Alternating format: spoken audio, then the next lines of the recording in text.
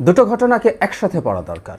গতকাল চিটাগং ইউনিভার্সিটির একজন টিচারকে কিভাবে ছাত্র শিবির হেনস্থা করেছে সেটা আমরা দেখলাম, এবং সেই টিচারের নামে আওয়ামীপন্থী বা আওয়ামী দোসর আমরা যুক্ত করতেই পারি।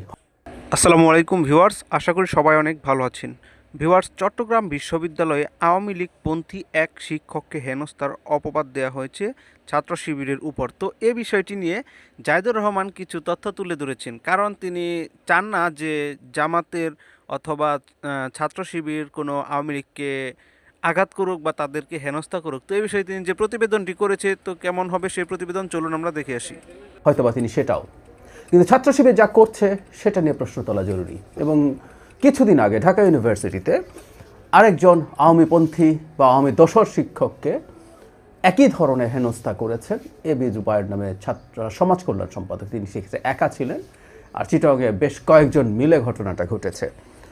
এবি জুবায়ের স্বতন্ত্র হিসাবে নির্বাচনে জয়লাভ করেছেন, কিন্তু এটা পারসেপশন খুব কমন যে তিনিও ছাত্র শিবিরের সমর্থন পুষ্ট। আসলে আমি একটু পেছনের ঘটনাটায় যে ঢাকা ইউনিভার্সিটিতে এবং এই সমাজ কল্যাণ সম্পাদক তিনি খুব তারও আগে আমরা প্রায় বলি না নিজের হাতে আইন তুলে নেওয়া, সেটা নিয়ে আমি অনেকবার কথা বলেছি। তিনি এবং একজন সদস্য সর্বমিত্র চাকমা মিলে ক্যাম্পাস থেকে অবৈধ দোকান এবং স্থাপনা উচ্ছেদ করছিলেন।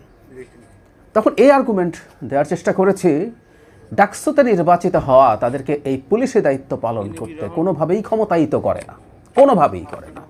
এমনকি এখনও যা যা করছেন তারা সেগুলোতেও না।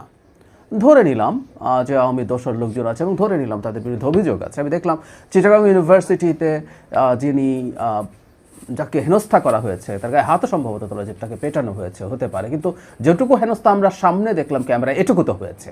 এটুকুর অধিকার, কোনো কর্তৃত্ব, কোনো ক্ষমতা, কোনো রকম কোনো কিছু তাদের করার অধিকার আছে কিনা সেই প্রশ্ন আমরা করবই।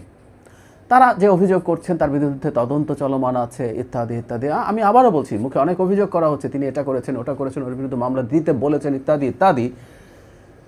ছাত্র শিবিরের মুখের কথাই আইন নয়। আর তার বিরুদ্ধে যদি অভিযোগগুলো থাকে, এই অভিযোগগুলো মানে ভিত্তিতে ব্যবস্থা নেওয়ার দায়িত্ব ভার্সিটি কর্তৃপক্ষের, এবং সেটাই হওয়ার কথা। যেমন ধরুন চিটাগং ইউনিভার্সিটিতে যিনি গেছেন তাকে কোনো একটা ভর্তি পরীক্ষার দায়িত্ব পালন করতে ডাকা হয়েছে। যদি অভিযুক্ত কাউকে দায়িত্ব পালনের জন্য ডাকা হয়, এটা তার দোষ না, এটা হতে পারে যারা তাকে ডেকেছে তার দোষ।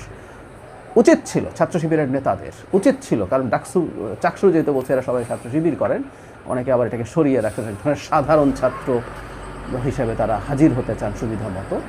তো তারা সেই অথরিটি যারা তাকে ডেকেছে পরীক্ষার নেওয়ার জন্য, তাদেরকে জিজ্ঞেস করতে পারে।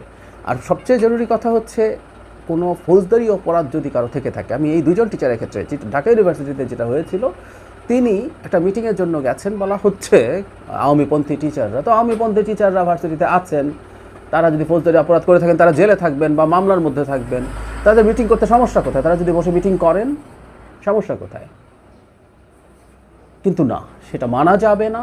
আমার যা ইচ্ছে হয়, আমার গায়ে যেহেতু জোর আছে এই মুহূর্তে আমি জোর যার মুল্লুক তার মগের মুল্লুক বা মবের মুল্লুক কায়েম করে ফেলব। এগুলো যখন ঘটে একটা সমাজে, তখন এটা আসলে রাষ্ট্র থাকে না। মানে কেউ যদি মনে করে নির্বাচিত হয়েছি বলে যে কোনো কিছু করতে পারে, আমি তাদের মধ্যে প্রবণতা দেখতে পাচ্ছি, এবং এই প্রবণতা একটা রিফ্লেকশন যে তাদের দল, তাদের মাদার অর্গানাইজেশন জামায়াত ইসলামী যদি কোনোদিন ক্ষমতায় আসে, আসলে কী করে থাকতে পারে তারা। আমরা প্রায় একটা কথা বলার চেষ্টা করি যে আওয়ামী লীগের প্রতি আমরা ইনসাফ চাই। জুলাই গণ অভ্যুত্থান হয়েছে ইনসাফ বা ন্যায় বিচার প্রতিষ্ঠা করার জন্য। শেখ হাসিনা বেইনসাফি করতেন, সেই বেইনসাফির বিরুদ্ধে মানুষ দাঁড়িয়েছে, বিভিন্ন জায়গায় বেইনসাফি করতেন, সেটার বিরুদ্ধে মানুষ দাঁড়িয়েছে ইনসাফ কায়েম করার জন্য। সুতরাং আমরা আওয়ামী লীগের এই সব টিচার তো বটেই, আমরা শেখ হাসিনার জন্য ইনসাফ চাই।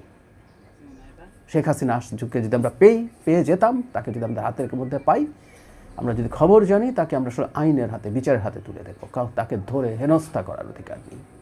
এই টিচারদেরকে তারা এসছে, তাদের ব্যাপারে ভার্সিটি কর্তৃপক্ষের কাছে জানাতে পারতেন, যেমন জানাতে পারতেন ক্যাম্পাসের কোনো অবৈধ দোকান বা স্থাপনা উচ্ছেদ করার জন্য, সেটার জন্য যে সঠিক নিয়মতান্ত্রিক পদ্ধতি সেটা ফলো করা। আমরা বাংলাদেশকে জঙ্গলের আইনে পরিণত করতে, হাসিনার জঙ্গলের আইনের জায়গায় আরেক জঙ্গলের আইন দিয়ে বাংলাদেশ রিপ্লেস আমরা করতে চাই না। শুধু আওয়ামী লীগ বললেই, জুলাই বিরোধী বললেই, জুলাইয়ের পক্ষে বললেই যা ইচ্ছা তা করে ফেলা যাবে, এগুলো আওয়ামী প্রবণতা। যেমন একসময় তারা রাজাকারের দোসর, স্বাধীনতার বিরোধিতাকারী ইত্যাদি ইত্যাদি কথা বলে, জামাত ইসলামী বলে মানুষকে মানে এক ধরনের ডিহিউম্যানাইজ করে যে কোনো কিছু করার সম্মতি উৎপাদন করার চেষ্টা করতে, এটা একই ধরনের প্রচেষ্টা। আওয়ামী লীগ বলে বা আর কিছু বলে, জুলাই বিরোধী বলে, তাকে যে কোনো কিছু করার সম্মতি উৎপাদনের চেষ্টা, দুটোই একই ধরনের প্রবণতা, দুটোই একই ধরনের ফ্যাসিবাদ। এটা মাথায় রাখতে হবে। সুপ্রিয় দর্শক, জাহিদুর রহমান যে কথাগুলো আসলে বলেছেন, তো তার এই কথাগুলো আসলে কতটা আওয়ামী লীগের সাথে মিলে যায়? তিনি কি আওয়ামী লীগের হয়ে কথা বলছেন, নাকি তিনি চান না যে জামাত শিবির বা ছাত্র শিবির কোনো রাজনৈতিক প্রেক্ষাপটে জামাত আওয়ামী লীগকে কোনো হেনস্থা করুক অথবা অন্য কোনো রাজনৈতিক দলকে হেনস্থা করুক? তিনি যে বিষয়গুলো তুলে ধরেছেন, এই বিষয়গুলোর পর তাকে আপনারা কী হিসেবে আখ্যায়িত করবেন? অবশ্যই দর্শক কমেন্টে জানাবেন আপনাদের মতামত। তো ভালো থাকবেন সবাই, আল্লাহ হাফিজ।